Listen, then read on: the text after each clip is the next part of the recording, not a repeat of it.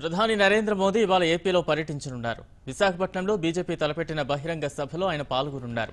20 రోజుల వ్యవధిలో మోదీ ఏపీలో పర్యటిస్తున్నారు.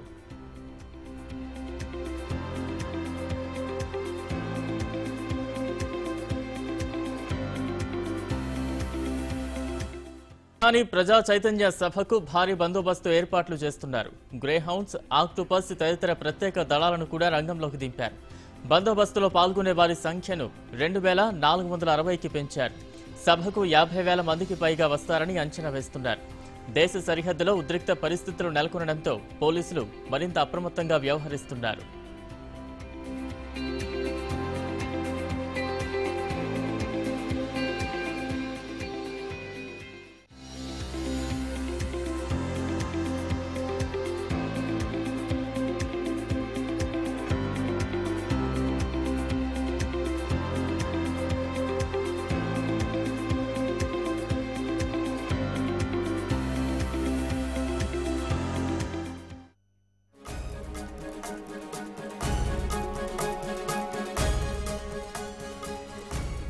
ప్రధాని నరేంద్ర మోదీ ఇవాళ ఏపీలో పర్యటించనున్నారు. విశాఖపట్నంలో బీజేపీ తలపెట్టిన బహిరంగ సభలో ఆయన పాల్గొనున్నారు. 20 రోజుల వ్యవధిలో మోదీ ఏపీలో పర్యటిస్తున్నారు. ప్రధాని ప్రజా చైతన్య సభకు భారీ బందోబస్తు ఏర్పాట్లు చేస్తున్నారు. గ్రే హౌండ్స్, ఆక్టోపస్ తదితర ప్రత్యేక దళాలను కూడా రంగంలోకి దింపారు.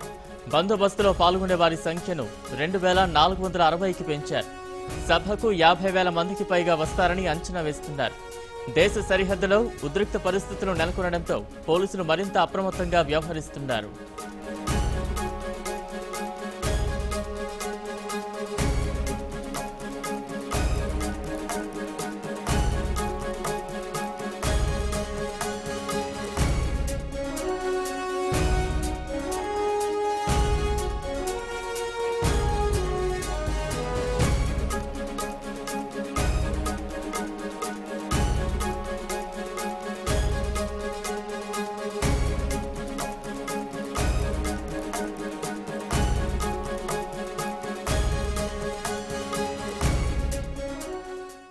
ప్రధాని నరేంద్ర మోదీ విశాఖ పర్యటనను జయప్రదం చేయాలని బీజేపీ రాష్ట్ర అధ్యక్షులు కన్నా లక్ష్మీనారాయణ విజ్ఞప్తి చేశారు. విభజన చట్టంలోని అన్ని అంశాలను అమలు చేస్తూ 2014 తర్వాత ఏపీకి లక్షల కోట్ల నిధులు కేటాయించి కేంద్ర ప్రభుత్వం నూతన రాష్ట్ర అభివృద్ధిలో భాగస్వామ్యం అయిందని అన్నారు.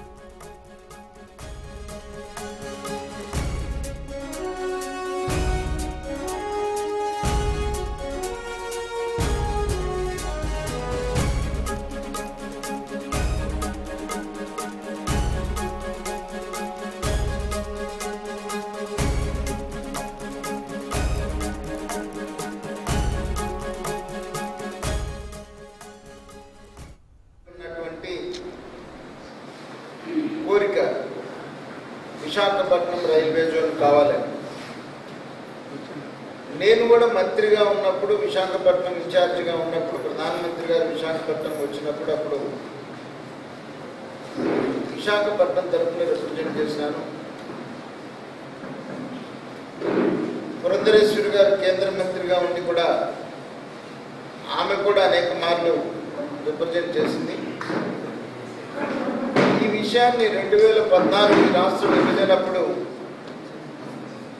అప్పుడున్నటువంటి యూపీఏ ప్రభుత్వం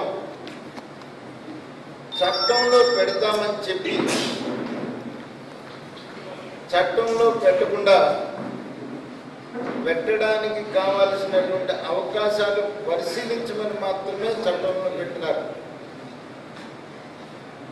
దానికి అవకాశాలను పరిశీలించమని టెక్నికల్ కమిటీ వేస్తే టెక్నికల్ కమిటీ ఫీజిబిలిటీ కాదు అని చెప్పేసి రిపోర్ట్ ఇచ్చినప్పటికీ కూడా